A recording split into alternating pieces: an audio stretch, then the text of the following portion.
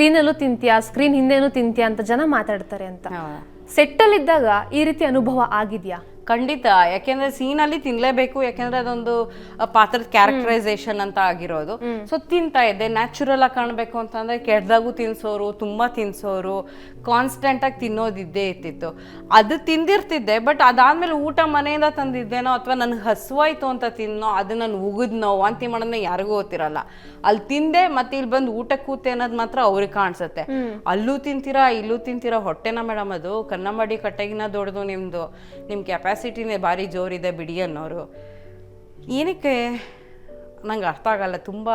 ನಂಗೆ ಏನನ್ಸುತ್ತೆ ಗೊತ್ತಾ, ಅವ್ರು ಯಾಕಂಗೆ ಕಮೆಂಟ್ ಮಾಡ್ತಾರೆ ಅಂದರೆ ಅವರಲ್ಲೇ ಏನೋ ಒಂದು ಕೊರತೆ ಇದೆ.